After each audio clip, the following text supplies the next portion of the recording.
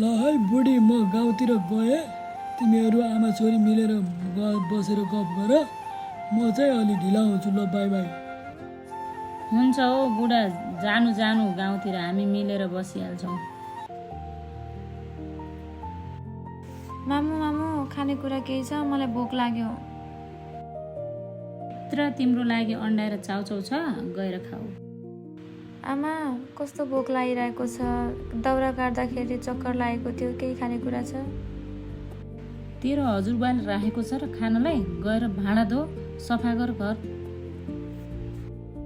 के गर्नु, आफ्नो आमा भएको भए यस्तो दिन आउँथेन होला। सौतेल्ने आमा पो परिन्, के गर्नु, गाह्रो छ मलाई। के गर्नु, जान्छु फेरि कराउलिन् भाँडा धुन। जति गर्दा पनि मैले जस्नै पाउने भएन। मेरो कर्म नै यस्तो रहेछ, के गर्नु। छिटो झाडु मार्ने अनि काम गर्ने, फेरि बाउलाई कुरा लाउने होइन नि।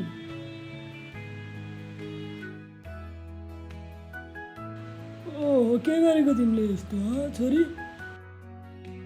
बा आमाले मलाई दुःख। ल छोरी, के गरेको तिमीले यस्तो? बस, गएर जाऊ। काम गर्नु भनेर कसले भने? पढ, किताब समातेर। यस्तो पनि गर्ने हो त? म आफै गरिहाल्छु नि। सौतेल्ने आमाको नाटक। हेर्नु न बुढा, छोरीले त काम गर्न सिक्नुपर्छ आमा भनेर भनिन्, मान्दैनन्। बस भनेको केही मान्दैनन्। ए ल ल, बा के भयो छोरी? हिँड भित्र जाऊ, उतै बसेर गफ गरौँ ल।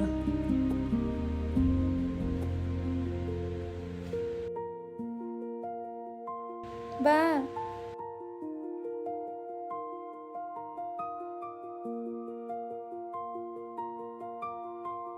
आज छोरीलाई मिठो खान मन छ अरे, गएर ल्याइदिनुहुन्छ कि बुढा?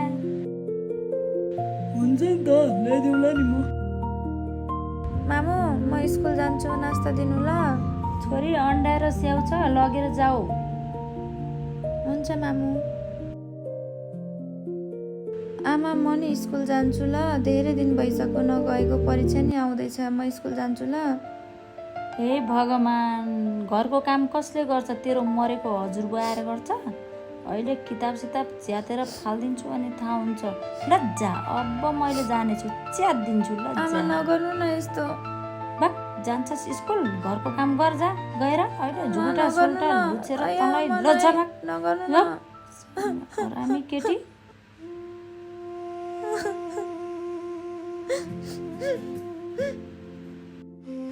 के गर्नु, आफ्नो आमा भएको